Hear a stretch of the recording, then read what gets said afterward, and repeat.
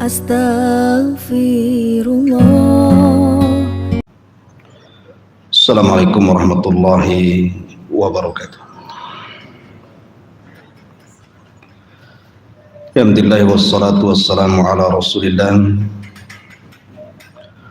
wa ala alihi wa sahbihi wa mawalah wa la hawla wa la quwata illa billahi wa ba'du. Kita lanjutkan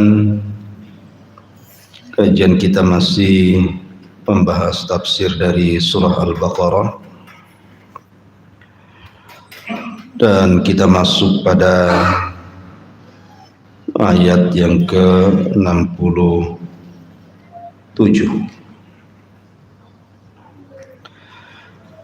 A'udzubillahi minasyaitonirrajim. Bismillahirrahmanirrahim. Wa idh qala Musa liqaumihi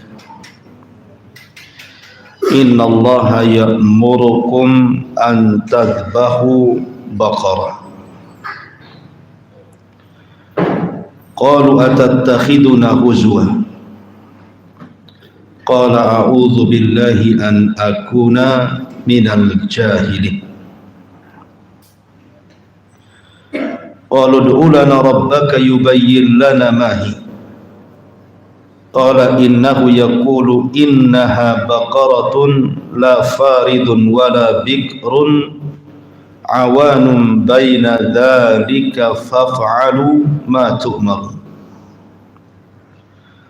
qalu ud'u lana rabbaka yubayyin lana ma launuha qala innahu yaqul innaha baqaratun safra'u faqi'ul launuha tasurrun nadhirin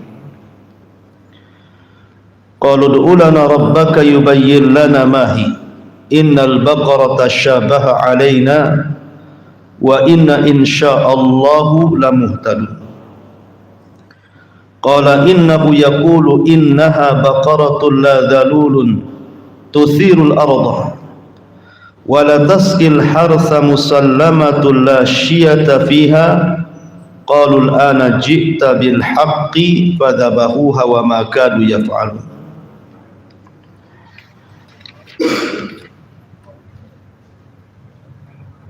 Allah Subhanahu wa taala berfirman,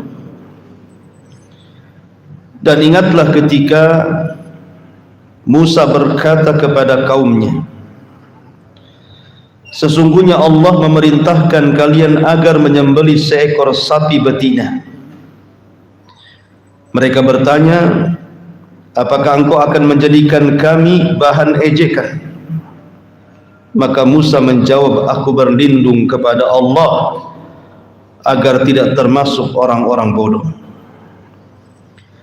Mereka berkata, mohonkanlah kepada Tuhanmu untuk kami agar dia menjelaskan kepada kami tentang sapi betina itu. Maka Musa menjawab bahwa sapi betina itu tidak tua dan tidak muda, pertengahan antara itu. Maka kerjakanlah apa yang diperintahkan kepada kalian. Mereka berkata, mohonkanlah kepada Tuhanmu agar agar dia menjelaskan kepada kami apa warnanya. Maka Musa menjawab bahwa sapi itu berwarna kuning tua yang menyenangkan orang-orang yang memandangnya. Mereka berkata lagi, mohonkanlah kepada Tuhanmu untuk kami wahai Musa agar dia menjelaskan kepada kami tentang sapi betina itu, karena sesungguhnya sapi itu belum jelas kepada kami. Dan jika Allah menghendaki, niscaya kami benar-benar mendapatkan petunjuk. Maka Musa menjawab, Allah berfirman, sesungguhnya sapi itu adalah sapi betina yang belum pernah dipakai untuk membajak tanah dan tidak pula mengairi tanaman, sehat tanpa cacat dan tanpa belang. Mereka berkata, sekarang barulah engkau menerangkan hal yang sebenarnya wahai Musa. Lalu mereka menyembelihnya dan nyaris mereka tidak bisa melaksanakannya. Baik. Kisah ini disebut dengan kisah Baqarah Bani Israel. Dan sebab kisah ini pula makanya surah ini disebut Al-Baqarah. Yang melatar belakangi kenapa surat ini disebut surah Al-Baqarah adalah kisah yang kita akan bahas ini. Namanya kisah Baqaratu Bani Israel. Kisah sapi betina Bani Israel. Bagaimana kisahnya? Kenapa sampai terjadi kisah Baqarah Bani Israel ini? Apa penyebabnya? Kenapa Bani Israel meminta kepada Musa untuk berdoa dan menyingkap pembunuhan? Siapa yang dibunuh? Dan kenapa pula mesti sapi yang harus disembelih untuk menyingkap semuanya? Kemudian bagaimana akhirnya? Apakah pembunuhan ini tersingkap ataupun tidak? Nah, inilah yang kita akan bahas pada kisah Baqarah Bani Israel. Ma'asyiral muslimin yang dimuliakan Allah Azza wa Jalla, kisah ini ada yang melatar belakanginya. Di zaman Bani Israel ada 3 orang bersaudara, kemudian mendapatkan warisan dari orang tuanya. Maka 3 orang bersaudara ini masing-masing mendapatkan warisan sama rata dari orang tuanya, baik yang pertama atau yang kedua ataupun yang ketiga. Lah, yang pertama Allah anugerahkan seorang anak laki-laki. Yang kedua Allah anugerahkan seorang anak laki-laki juga. Yang ketiga Allah anugerahkan anak perempuan.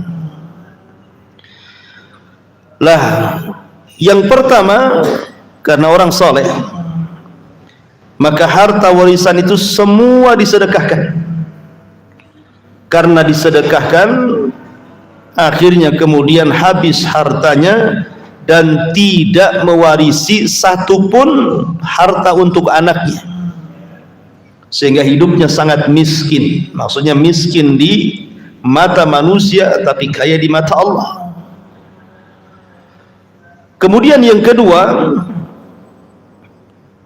separuh hartanya disedekahkan dan separuhnya lagi kemudian digunakan untuk usaha, sehingga saudaranya yang kedua tidak terlalu miskin karena punya modal separuh dari harta warisannya untuk digunakan usaha. Kemudian orang yang ketiga yang punya anak perempuan itu sama sekali tidak disedekahkan, sehingga dengan harta warisannya dikembangkan akhirnya menjadi kaya raya. Maka dari sini ada 3 kelompok, yang satu miskin, yang satu kaya sekali, yang satu setengah kaya. Ya. Lah Allah takdirkan orang yang pertama ini yang hartanya disedekahkan ayahnya meninggal, sehingga anak itu menjadi anak yatim. Sudah miskin, yatim lagi. Kemudian yang kedua meninggal juga anak ayahnya, sehingga kemudian dia pun menjadi anak yatim. Tetapi kan dia punya separuh kekayaan, warisan dari orang tuanya. Adapun yang ketiga tidak meninggal ayahnya, sehingga anak wanitanya masih terawat dan berkembang hartanya menjadi kaya raya. Kemudian orang yang pertama ini, yang anak yatim yang pertama, yang miskin ini, apa pula tak bisa dicabut. Jadi minum dulu ya, bismillah. Lah, yang miskin ini ibunya menganjurkan setelah dewasa ini, nanti kalau engkau dewasa menikahlah dengan anak pamanmu itu yang perempuan, supaya hidupmu itu tidak belangsak gini. Mudah-mudahan dengan menikah dengan anak pamanmu yang perempuan yang kaya itu, Allah angkat rizkimu. Rupanya yang kedua pun sama nasihat ibunya. disuruh menikah dengan anak putri pamannya. Tapi entah mengapa kemudian paman yang masih hidup, anak ayah daripada wanita tersebut malah memilih orang yang kedua, dan tidak mau orang pertama, alasannya sudah fakir, yatim lagi. Tapi kalau orang kedua kan masih ada hartanya. Itulah harta. Makanya ada istilah ra'aitan nas qad malu ala man indahu malun wa mala indahu malun fannasu anhu qad malu. Engkau melihat manusia itu pergi kepada orang yang punya harta, tetapi yang tidak punya harta manusia akan berpaling darinya. Begitulah manusia. Ra'aitan nas qad dhahabu ala man indahu dhahabun wa ma la indahu dhahabun fannasu anhu dhahabu. Engkau lihat manusia pergi kepada orang yang punya emas, tetapi orang yang tidak punya emas manusia berpaling darinya. Begitulah manusia. Jadi ayahnya orang yang perempuan ini tidak menolong anak yatim yang fakir itu, justru dijodohkan anak wanitanya dengan yang kedua yang masih punya harta separuh itu. Menikahlah akhirnya anak yang kedua yang yatim tapi masih punya harta dengan wanita tersebut, sementara si yatim miskin tetaplah menjadi miskin. Kasihan ya, sudah yatim miskin lagi, enggak dilihat pula. Itulah nasib orang miskin. Ma'asyiral muslimin yang dimuliakan Allah Subhanahu wa taala. Akhirnya kemudian setelah menikah, maka kekayaannya digabungkan dengan kekayaan istrinya, tentu makin kaya lagi. Dibisikinlah sama suaminya, "Dek, paman kita sudah meninggal, bapakku juga sudah meninggal, tinggal bapakmu yang hidup," katanya. Terus maksudnya gimana? Ya kalau cepat mati kan lebih baik gitu. Biar hartanya cepat diambil gitu ya. Perempuan ya umur kan terserah Allah Subhanahu wa taala. Rupanya suami ini punya niat jahat. Dia ingin segera harta warisannya jatuh ke istrinya. Akhirnya kemudian di malam hari dia pun mengajak keluar mertuanya, kemudian dibunuh tengah malam. Setelah mati, jasadnya pula dilempar ke kabilah lain. Alasannya apa? Dia mendapatkan dua sumber kekayaan. Sumber yang pertama, dengan matinya dia otomatis warisan jatuh ke tangan istrinya. Kalau sudah jatuh tangan istrinya lebih mudah mengambilnya. Yang kedua, dengan melempar jasadnya ke tempat kabilah lain, sehingga yang dituduh membunuh itu adalah kabilah lain. Kalau dia mengingkari pembunuhan, maka mereka harus bayar diat, dan diatnya pembunuhan 100 ekor unta. Dapat warisan, dapat diat lagi, kaya. Itulah liciknya kan. Akhirnya setelah dibunuh, dilempar di depan rumah kabilah lain. Lah kemudian di pagi hari ributlah tentang jasad ini.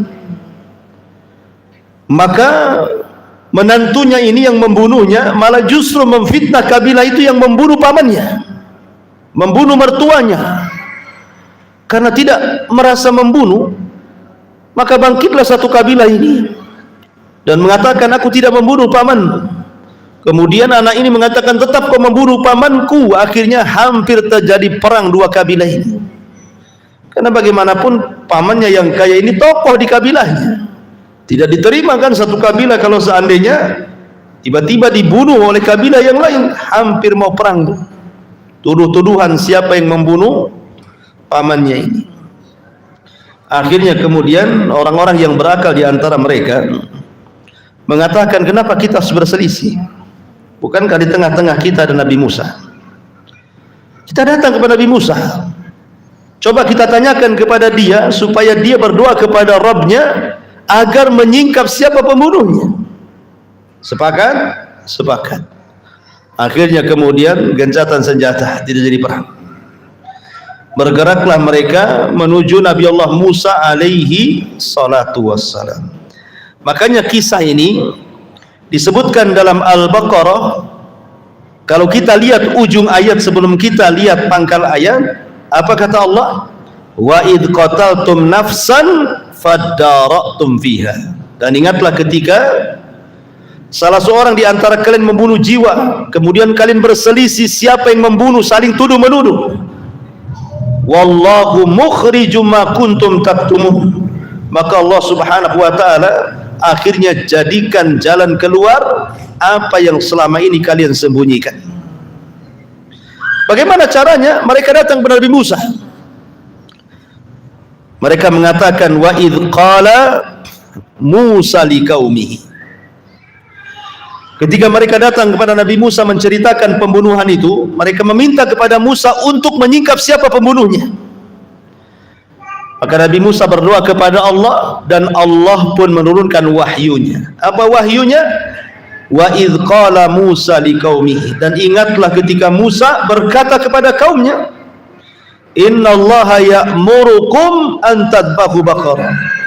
Sesungguhnya Allah memerintahkan kalian untuk menyembelih sapi betina. Seandainya ma'asyiral muslimin yang dimuliakan Allah Azza wa Jalla, sampai di sini Bani Israel itu paham. Ketika Musa mengatakan Allah perintahkan kalian untuk menyembelih seekor sapi betina, langsung mereka sembelih. Maka tidak ada kesulitan sama sekali bagi Bani Israel. Kenapa? Karena masih umum sapinya. Sapinya masih umum, bisa anak sapi gitu ya, bisa mak sapi, bisa bapak sapi, paman sapi. Artinya bahwa sapinya kan belum ditentukan tuh, mau yang kurus, mau yang gemuk, ya kan, mau yang tua, mau yang muda, mau yang gadis, mau yang janda, mau yang duda, mau yang apa namanya, yang masih apa ya. Intinya bahwa belum ada penekanan ya. Mau yang jomblo gitu ya. Artinya bahwa tidak ada penekanan sama sekali, boleh mau yang mana saja. Tetapi kemudian Bani Israel mulai mengejek nabinya, tidak yakin dengan Nabi Musa. Coba bayangkan, ragu kepada nabinya. Lihat bentuk keraguannya. Mereka mengatakan qalu atattakhiduna huzwa. Disangkanya Musa main-main, sehingga mereka mengatakan qalu atattakhiduna huzwa. Musa, apakah engkau akan main-main dengan kami? Kami tanya siapa pembunuhnya, kenapa kau suruh kami menyembelih sapi? Apa hubungannya? Nah, gitu maksudnya. Kan seolah-olah nggak yakin dengan Nabi Musa. Makanya Musa mengatakan qala a'udzu billahi an akuna minal jahilin. Kata Nabi Musa alaihi salatu wassalam, aku ini seorang nabi, tidak mungkinlah aku ini melakukan hal-hal yang bodoh gitu ya. Tidak mungkin aku melakukan hal-hal yang bodoh. Makanya di sini dia mengatakan qala a'udzu billahi an akuna minal jahilin. Aku berlindung kepada Allah, aku termasuk menjadi orang-orang jahil. Tidak mungkin aku seorang nabi memfatwakan fatwa kebodohan, itu mustahil. Barulah kemudian setelah mereka mendapatkan penekanan dari Musa bahwa ini perintah Allah, betul-betul perintah Allah, mulai mereka bertanya. Sebenarnya kalau langsung dilaksanakan senang saja tuh, tapi mereka mulai bertanya dan banyak bertanya. Dari sini Nabi SAW mengatakan, innama ahlaka man kana qablakum kathratu masailihim wa ikhtilafuhum ala anbiyaihim. Hancurnya umat sebelum kalian, kata Rasul, karena banyak tanya dan menyelisihi para nabinya. Banyak tanya itu sebenarnya bagus, karena salah satu kunci mendapatkan ilmu itu karena lisanun saul, karena lisan banyak tanya. Tapi maksudnya banyak tanya di sini adalah tanya tidak ada faedahnya. Jadi pertanyaan yang sifatnya ta'annud itu memberat-beratkan saja, tidak ada faedahnya, hanya memberat-beratkan saja pertanyaannya itu. Makanya kemudian seseorang walaupun bertanya soal agama, Tapi kalau kemudian pertanyaannya tidak ada faedahnya, maka dimakruhkan pertanyaan itu oleh para ulama. Umpamanya contohnya, saya bercerita tentang wanita haid, hukum-hukum wanita haid. Tiba-tiba antum bertanya, Ustaz, bagaimana kalau seandainya ada laki-laki haid? Ngapain ditanyakan? Tidak mungkin laki-laki haid itu, kecuali LGBT. LGBT aja nggak haid. Tapi kan bertanya sesuatu yang mustahil itu ngapain? Atau mamanya, Ustaz, boleh nggak saya bertanya? Iya. Mungkin nggak Allah itu menciptakan batu yang Allah sendiri nggak sanggup ngangkat? Ngapain pertanyaan seperti itu juga? Jadi jangan sampai pertanyaan-pertanyaan itu yang kemudian takalluf, memberat-beratkan gitu ya. Seperti Bani Israil di sini nih. Mereka mengatakan apa? Qalu ud'u lana rabbaka yubayyin lana ma hi. Qala innahu yaqulu innaha baqaratun la faridun wala bikrun awanum baina dzalik faf'alu ma tu'marun. Mereka mengatakan, ya Musa, berdoalah kepada Rabbmu. Lihat su'ul adab, buruk akhlaknya Bani Israel. Dia mengatakan kepada Nabi Musa, ud'u lana rabbuk, berdoalah untuk kami kepada Rabbmu. Harusnya gimana? Ud'u lana rabbana. Ini rabbak, coba bayangkan, atau rabbuk gitu ya, rabbak. Harusnya rabbana. Ya Musa, berdoalah kepada Tuhan kita untuk kita. Harusnya kan begitu. Tapi mereka enggak, menyandarkan kepada Musa, Tuhanmu, seolah-olah bukan Tuhan Bani Israel. Itu rasul adabnya di sini. Berdoalah kepada Tuhanmu, wahai Musa, untuk kami, katanya. Agar dijelaskan seperti apa tuh sapi betina yang harus kami sembelih itu.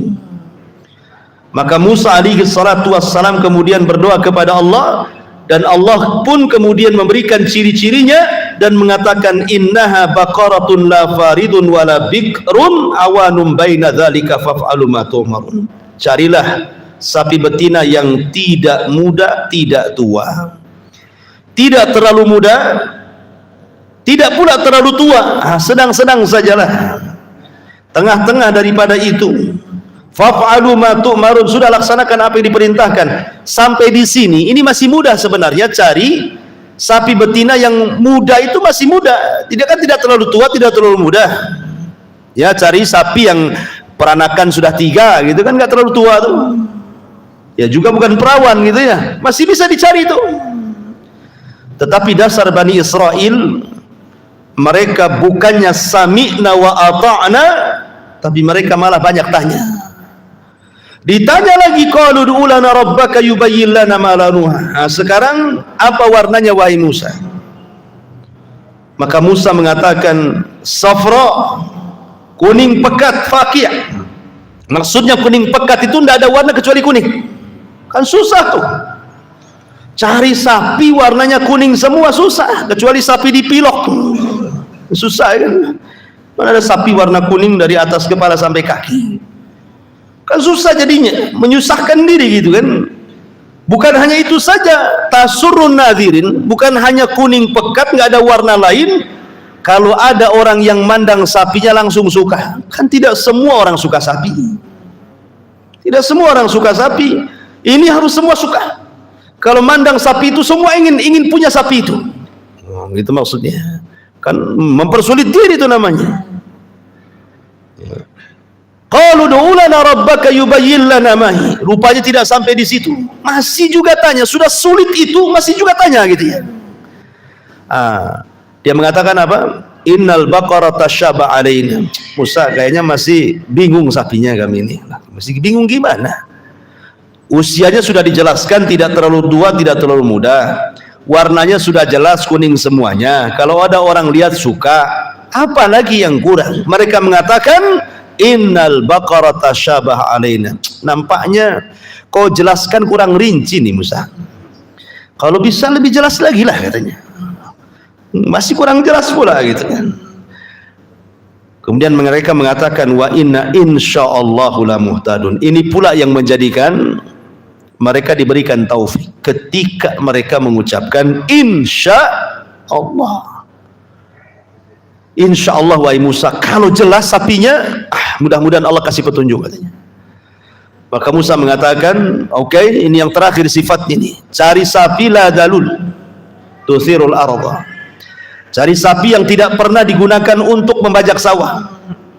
Wala taskil harsa, jangan pula sapi yang pernah digunakan untuk mengangkut air. Kemudian musallamatun, harus tidak ada cacat. La syiyata fiha, tidak ada belang-belangnya. Betul-betul sehat dari ujung kaki sampai ujung kepala. Setelah itu baru mereka mengatakan, ini baru benar. Mereka mengatakan ini baru benar. Akhirnya mereka pun sibuk untuk mencari sapi yang mereka maksudkan. Ingat, Bani Israel itu sudah terikat dengan perjanjian. Kalau mereka sudah tanya kepada Nabi Musa maksudnya, kemudian Musa sudah mengarahkan, berarti mereka terikat perjanjian dengan Musa, dan terikat dengan perjanjian atas perintah Allah. Kalau mereka sampai tidak dapat sapi ini, bahaya, mereka bisa diadab. Masalahnya karena mereka sudah datang kepada nabinya sudah kasih solusi, Allah sudah turunkan firman-Nya, kalau mereka tidak cari sapi ini, hati-hati, bisa datang adab kepada mereka. Makanya mereka sibuk mencari sapi betina itu ke sana kemari, supaya mereka bisa melaksanakan perintah Allah dan Rasul-Nya. Rupanya tidak ada sapi model ini di Bani Israel, kecuali satu sapi, warisan dari anak yatim yang miskin itu. Kembali ke kisah yang pertama tadi. Jadi ada anak yatim yang ketika dapat warisan bapaknya diinfakkan semuanya, sehingga tidak tersisa harta warisannya kecuali anak sapi yang diletakkan di hutan oleh ayahnya. Nah, ketika kemudian sapi ini sudah tahunan, sudah besar, maka ibunya mengatakan kepada anaknya, nak, sesungguhnya ayahmu itu punya warisan. Warisannya seekor sapi betina. Sapi itu diliarkan ayahmu di hutan ini dan itu. Kau datanglah ke hutan ini itu, ambillah sapi itu, bawa pulang, itu warisan ayahmu. Akhirnya kemudian anak yatim fakir miskin ini mengambillah warisan ayahnya, sapi persis seperti sifat-sifat yang disifatkan Bani Israel tadi. Kemudian dibawa balik. Di tengah jalan, malaikat Jibril datang dalam bentuk manusia. Kemudian memberitahu kepada anak ini dan mengatakan, jangan kau jual sapimu dengan berapapun harganya. Akan datang orang-orang yang mencari sapimu. Maka anak ini adalah anak birrul walidain, memang berbakti kepada orang tua. Dia mengatakan, tidak akan aku jual sampai aku minta izin kepada ibundaku. Akhirnya kemudian orang ini pergi. Keesokan harinya datang lagi memberitahu, akan ada orang yang datang mencari sapimu. Saya hanya bisa menasihatkan, sapimu itu berapapun mereka akan beli. Sebaiknya kalau engkau tawarkan sapimu, boleh, tetapi jualah sapimu seberat emas seberat sapimu. Jadi emas seberat sapimu, itu boleh. Atau emas sebanyak kulit sapimu. Jadi kalau kulit itu dikuliti, kemudian emasnya ditaruh di atas kulit sapi itu, dibuntel, sebanyak itulah emas untuk harga sapimu. Dan jangan pernah mau ditawar murah. Akhirnya kemudian setelah berunding dengan ibundanya, maka sepakat tidak akan dijual sapinya kecuali seberat emas, seberat sapi itu, atau seberat kulit sapinya. Betul, rupanya setelah itu datang Bani Israel. Kemudian datang kepada keluarga anak yatim miskin ini, menawar sapinya. Ketika mendengar harganya, wah maulah kan itu. Wah, mahal kali sapi segede gini saja. Tamiang saja nggak segitu. Wah, mahal kali gitu ya. Tapi tetap anak muda ini tidak mau ngasih. Sekarang Bani Israel bingung, karena mereka sudah dapat sapinya. Kalau tidak dibeli, mereka bisa bermaksiat kepada Allah dan Rasulnya. Kalau mereka sampai bermaksiat kepada Allah dan Rasulnya, bisa binasa mereka. Terpaksalah akhirnya dua kabilah itu untuk menyingkap siapa pembunuhnya, rame-rame urunan. Maka kemudian emas, anting, gelang istri-istri mereka, anak-anak perempuan mereka, kekayaan mereka dikumpulkan dari dua kabilah ini. Ketika betul-betul sudah seberat kulit sapi itu, sekantong kulit sapinya itu, baru kemudian sapi itu bisa dibeli. Dari sinilah Allah mengatakan apa? Wa ma kadu yaf'alun, hampir-hampir mereka tidak bisa melaksanakan. Bukan tidak ada sapinya, tapi mahal harganya. Hampir-hampir mereka nggak bisa melakukan. Setelah kemudian dibeli sapi itu, barulah mereka sembelih. Disembelilah sapi itu. Setelah disembeli, maka Musa alaihi salatu wassalam kemudian mengambil sebagian anggota daging sapi itu. Makanya Allah mengatakan, Fakul nadribuhu bi ba'diha. Maka kami katakan, pukulkanlah kepada orang yang mati itu dengan sebagian badan sapi betina itu. Apa yang terjadi? Kadzalika yuhyillahul mauta wa yuriikum ayatihi la'allakum ta'qilun. Begitulah Allah hidupkan orang ini dari kematiannya, dan Allah tampakkan kebesarannya agar kalian berfikir. Ketika betul-betul Musa memukulkan paha sapi itu kepada orang yang mati itu, tiba-tiba kemudian hidup. Semua manusia menangis, semua manusia terharu.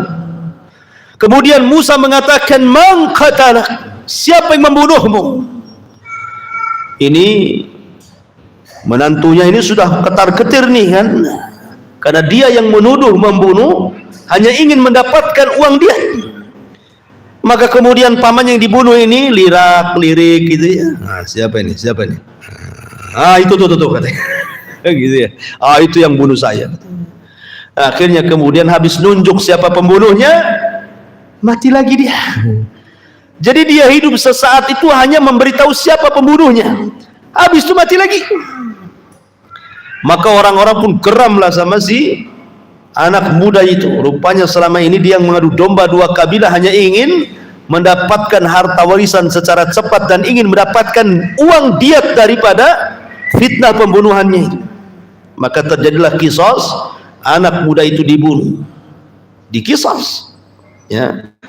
Dari sinilah kemudian Allah Subhanahu wa taala menunjukkan kekuasaannya kepada Bani Israel, bagaimana Nabi Musa alaihi salatu wassalam menunjukkan mukjizatnya.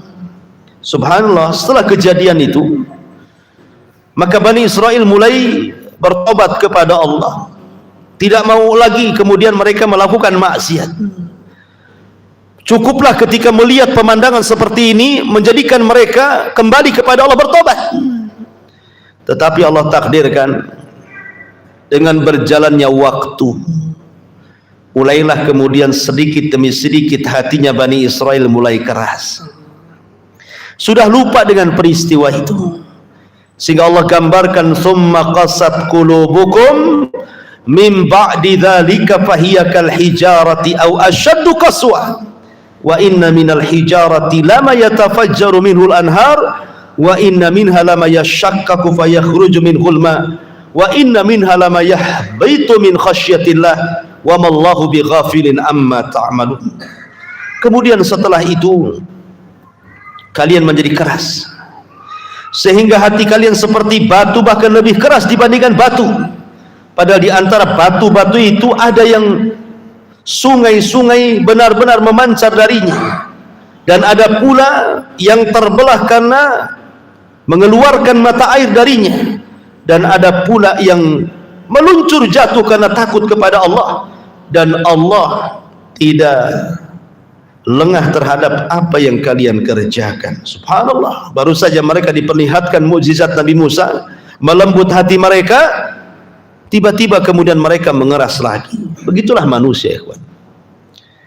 Terkadang ada orang-orang yang Masya Allah gitu ya, ketika mungkin dia masuk penjara karena sebuah kriminal, di penjara dia tobat setobat-tobatnya. Seminggu keluar penjara, kumat lagi. Itu bukan tobat namanya, itu tomat namanya. Habis tobat kumat bahasanya, ya kan? Nah, jadi ada orang-orang itu yang habis melakukan dosa dia menyesal gitu ya, betul-betul ingin tobat, tapi dengan berjalannya waktu mulai lagi dia maksiat lagi, keras lagi hati itu. Nah, itulah hatinya Bani Israel, hatinya orang-orang Yahudi seperti itu. Lalu apa yang kita bisa petik dari peristiwa ini, ikhwan yang dimuliakan Allah Subhanahu wa taala? Lihat bagaimana perbedaan sahabat-sahabat Rasul dengan sahabat-sahabat Nabi Musa. Jauh antara langit dan bumi. Sahabat-sahabat Nabi SAW tidak pernah menentang Nabi-Nya. Sahabat-sahabat Rasul digambarkan dalam Al-Quran, innama kana qaulul mu'minin idza du'u ila Allahi wa rasulihi liyahkuma bainahum an yaqulu sami'na wa ata'na. An yaqulu sami'na wa ata'na. Itulah para sahabat Rasul. Pokoknya kalau Rasul memerintahkan sesuatu, sami'na wa ata'na, sami'na wa ata'na, walaupun nyawa taruhannya. Lihat dalam perang Ahzab, luka mereka masih menganga, mereka belum beristirahat, baru selesai perang, sebagian mereka masih terluka parah. Tiba-tiba Jibril datang dalam bentuk dihyatul kalbi, sementara Nabi SAW baru saja mandi dan meletakkan pedangnya. Tiba-tiba malaikat Jibril dalam bentuk dihya mengatakan, ya Muhammad, malaikat belum menyarungkan pedang, kau sudah meletakkan pedang. Angkat lagi pedang, ajak para sahabat Rasul, serang Bani Quraidah. Jangan sampai sholat asar di jalan kecuali kau serbu Bani Quraidah. Akhirnya Nabi pun baru selesai perang itu lagi istirahat, karena melihat para sahabat sudah kelelahan, kecapean gitu ya. Banyak yang terluka, banyak orang-orang yang harus disembuhkan karena luka mereka masih menganga masalahnya. Tetapi karena ini perintah Allah lewat Jibril, terpaksa Rasul mengumpulkan para sahabat dan mengatakan, idhabu ila Bani Quraidah fala tusalliyanna ahadakumul asra illa fi Bani Quraidah. Bangkit kalian, serbu Bani Quraidah, jangan ada yang sholat asar di jalan kecuali sampai di Bani Quraidah. Bergerak para sahabat, mau tidak mau mereka harus mengikuti apa yang diperintahkan Allah dan Rasulnya, sami'na wa ata'na. Sehingga turun ayat, lilladzina istajabu lillahi walir rasul min ba'di ma asabahumul qarah lilladzina ahsanu minhum wattaqu ajrun azim. Bagi orang-orang yang menyeru panggilan Allah dan Rasulnya setelah datang kepada mereka luka-luka peperangan, bagi orang-orang yang bertakwa dan berbuat baik, maka mereka mendapatkan balasan yang besar di hadapan Allah Subhanahu wa taala. Turun ayat ini. Begitulah para sahabat, sami'na wa ata'na. Beda pula dengan Bani Israel di sini. Disuruh nyembeli sapi, malah dikatakan, Musa jangan main-main. Yang benar aja kau, katanya.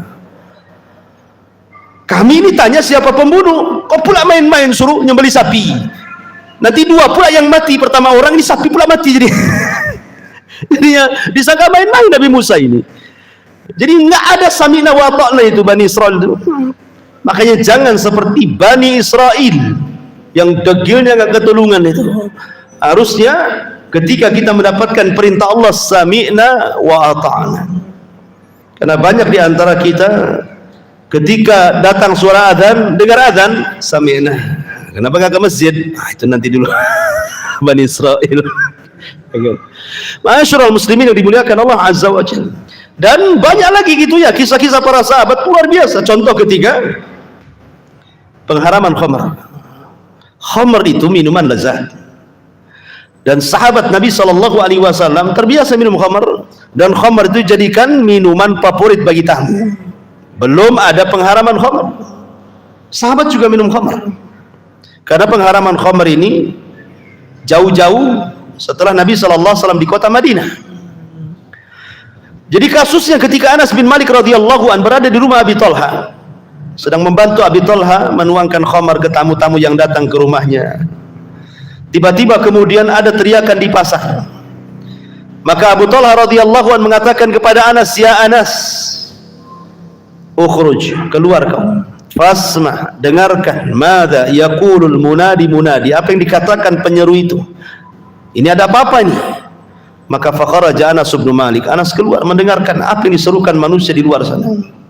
Rupanya Anas langsung bergegas datang kepada Abi Thalib dan mengatakan, ya Aba Talha, inni yunadi ala wa innal khamra qad hurrimat. Ya Aba Talha, tadi barusan ku keluar, aku mendengar suara yang berseru, khamar sudah diharamkan.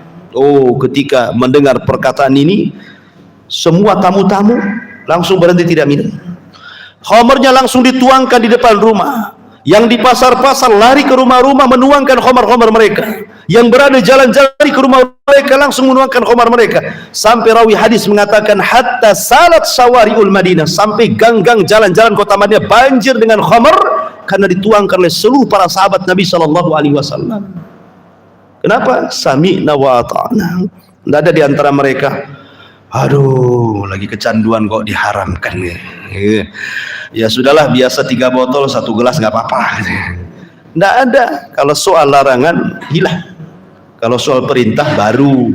Kalau tidak sanggup berdiri sholat, baru duduk. Nggak sanggup duduk, baru baring. Kenapa dalam perintah itu ada kaitan dengan istita'ah, kemampuan? Karena ada gantinya. Tapi kalau larangan nggak ada gantinya.